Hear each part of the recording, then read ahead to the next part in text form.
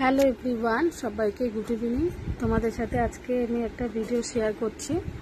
জানি এই ভিডিওটা শেয়ার করা আমার ঠিক না, তাও আমি করছি।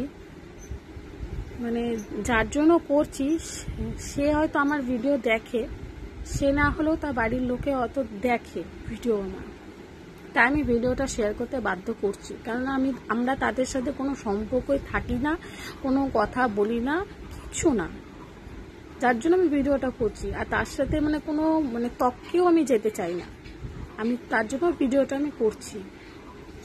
দুদিন ধরে তোমরা জানো, দুদিন ধরে এত পরিমাণে গরম পড়ছে, ঠিক আছে? যারা ওপর ঘরে থাকো, দুতলায় যারা থাকো তারা বুঝতে পারছো যে এত পরিমাণে গরম পড়ছে। গরমে ওপরে থাকা যায় না, ছোট বেবি থাকলে তো আরোই থাকা যায় না। যার জন্য আমি আমার মেয়েকে নিয়ে নিচে থাকি। দুদিন ধরে এত গরম পড়ছে, ওপরে প্রয়োজন না হলে আমি ওপরে আসি না আমার ঘরে, যেহেতু প্রচন্ড গরম। একমাত্র সন্ধ্যাবেলা বিকালের দিকে আসি, সন্ধ্যা দিয়ে আবার নিচে চলে যাই। মেয়েকে নিয়ে সারাদিন নিচেই থাকি, নিচে ঘর আছে, ওই ঘরে থাকি। তো আজকে ওঠার তো কোনো স্কোপই ছিল না আমার, ঠিক আছে? সন্ধ্যা দেবো বলে আমি ওপরে এলাম। এসে যখন দরজাটা আমি খুলি তখন দেখি দেখো আমার ঘরে এই পাথরটা পড়ে রয়েছে, দেখতে পাচ্ছ? এগুলোতে কিন্তু সব বালি, এগুলো দেখছো তো? এগুলো কিন্তু সব বালি। এটা কিন্তু রাবিস, ইটও না, রাবিস। প্লাস্টারের যে রাবিসগুলো হয়, ওই রাবিস এটা। এর আগেও আমার ঘরে অনেকবার এই রাবিস দেখা গেছে, অনেকবার 8-9 বার দেখা গেছে। আমার এই বিছানাতে দেখা গেছে, এই বিছানায় দেখা গেছে, বালিশের ওখানেও দেখা গেছে, জানলার এই পার ওপার স্ল্যাবটাতেও দেখা গেছে। যখন জানলায় দেখা গেল, তখন আমি জানলার ওই যে আমার যে সানসেটটা, জানলার সানসেটটা আমি দেখলাম যে আমার জানলার সানসেটে কিছু ভাঙা নাকি। তখন দেখলাম যে না, আমার জানলা সানসেটে কিছু ভাঙা না, সবই ঠিক আছে। তাই আমার রাবিসটা এলো কোথা দিয়ে? আর ওটা হচ্ছে রংটা একটু চটে গেছে, নিশ্চয়ই এটা রাবিস না, ওটা রং, ঠিক আছে? ওটা রং, ওটা রাবিস না। যাই হোক, আমার বলার উদ্দেশ্য হচ্ছে একটাই, যে এই কাজটা করছো আমি তাকেই বলছি, প্লিজ এই কাজটা তুমি করো না। দেখো আমার ঘরে একটা বাচ্চা আছে, ও যখন তখন ওর বাবার সাথে আসে, কিংবা একাও চলে আসে। ছোট বাচ্চাদের তো সবসময় আটকে রাখা যায় না, যে তুই ওপরে যাবি না, এই করবি না, ওই করবি না, বাচ্চাদেরকে আটকানো যায় না। ও আসে আমার ঘরে। তুমি যখন তখন যে ইটটা মারছো আমার ঘরে, আজ যদি আমার বাচ্চার গায়ে যদি লাগে, কে দেবে ক্ষতিপূরণটা? বলো তুমি, কে দেবে? তুমি দেবে? তুমি দেবে না, যাবে আমার, যেহেতু ওটা আমার বাচ্চা। তুমি মজা নেবে, তুমি তোমার বাড়িতে বসে মজা নেবে, আর কিছুই না, ঠিক আছে? সেদিনকে তুমি যে ইটটা মেরেছিলে, রাবিসটা তুমি যে মেরেছিলে, আমার ঠাকুরের, ওই যে আমার ঠাকুর ওখানে রাখা আছে, ঠাকুরের ঠিক কাঁচের ওখানটায় গিয়ে পুড়েছিল, ঠিক কাঁচের ওখানটায়। ভাগ্যিস আমার ঠাকুরের, বালাজি ঠাকুরের ফটোর মধ্যে ইটটা ছোঁয়া লাগেনি। যদি ছোঁয়া লাগতো, ডাইরেক্ট যদি পড়তো, ঠাকুরের ফটোটা কাঁচটা ক্র্যাক হয়ে যেত।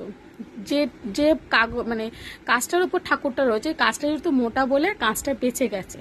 ফটো ফ্রেমে কাঁচটা পাতলা, লাগবেই ফটোটা ভেঙে যেত। তুমি যে ভুলগুলো করছো, আমি তোমাকে বলছি প্লিজ তুমি এটা করো না। তুমি আমার থেকে বয়সে অনেক বড়, তুমি আমার মায়ের সমান।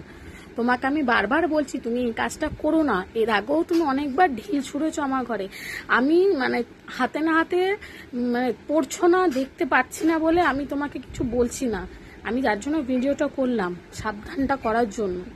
কারণ আমি ডাইরেক্ট তোমাকে গিয়ে বলতে পারি না যে তুমি এই কাজটা করো না, ঠিক আছে? আরও তো আমার ঘরের তো জানলা আরও রয়েছে, এই একটা জানলা রয়েছে, ওই একটা জানলা আছে। এইসব দিয়ে তো কেউ ঢিল ছয় না, ওঠেই না। এই ছাদেও কেউ ওঠে না, এই ছাদেও কেউ ওঠে না, এই জানলার ছাদেও ওঠে না, এই দুটো জানলার ছাদেও কেউ ওঠে না। কোনো পাখি, কোনো কাক, কোনো ছোট পাখি এত বড় ঢিল তো নিয়ে তো আমার ঘরে ঢুকবে না, সদর দরজা দিয়েও তো ঢুকবে না ঢিলটা নিয়ে। তোমরাই বলো আমাকে, আমি কি ভুল বলছি? হ্যাঁ, না কোনো কাঠবিড়ালি এসে আমার ঘরে ঢিলটা রেখে দিয়ে যাবে, কি বিছানার ওপর ঢিলটা রেখে দিয়ে যাবে? কোনো পাখি, কাঠবিড়ালি, কাক, পশু কে রেখে দিয়ে যাবে বলো? এটা মানুষের শয়তানি তো। তোমরাই বলো আমাকে, রোজ রোজ 2 দিন 3 দিন পর পর যে আমার ঘরে ঢিলটা ফেলছে, এগুলো কি শয়তানি না? আমি তাকেই উদ্দেশ্য করে বলছি, প্লিজ তুমি এই কাজটা করো না, এই নোংরামোটা তুমি করো না।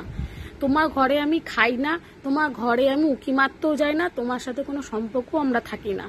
আমি কেন, আমার বর, আমার শ্বশুর, আমার শাশুড়ি, আমার কাকি, মানে আমার বাড়ির ফ্যামিলি কেউ থাকে না। তারপরেও তুমি কেন, কি শত্রুটা আছে আমার সাথে তুমি বলো? তোমার কোন বাড়া ভাতে আমি ছাই দিয়েছি? তুমি আমাকে এই কথা একটুখানি বলো তো। তুমি যে এই নোংরামোটা যে তুমি করছো, জানলা দিয়ে ঢিল ছুঁড়ে ছুঁড়ে মারছো, আরে এই ঢিলটা মানে এই রাবিশটা আমি একমাত্র তোমার বাড়িতেই আমি দেখেছি। আমি তোমার বাড়িতেই দেখেছি। আমি ভিডিওতে জুম করে আমি দেখাবো না, তোমার বাড়িতেই আমি দেখেছি এই রাবিশটা উঠোনে পড়ে থাকতে।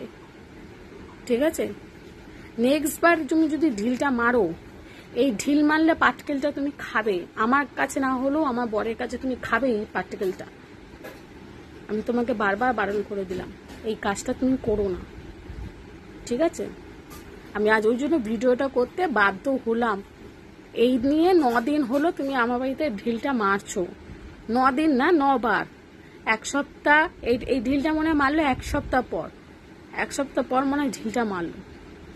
1 সপ্তাহ আগে যে ঢিলটা মেরেছিলে তখন আমার ঠাকুরের ওখানে ছিল ঢিলটা। তার 3 দিন আগে যে ঢিলটা মেরেছিলে আমার বিছানার কোনায় ছিল। আমার বাচ্চাও শুয়ে থাকে, ওটা তুমি বেলার দিকে মেরেছে, আমার বাচ্চা তখন শুয়েছিল। ঠিক আছে, আমি রিকোয়েস্ট করছি এই কাজটা করো না।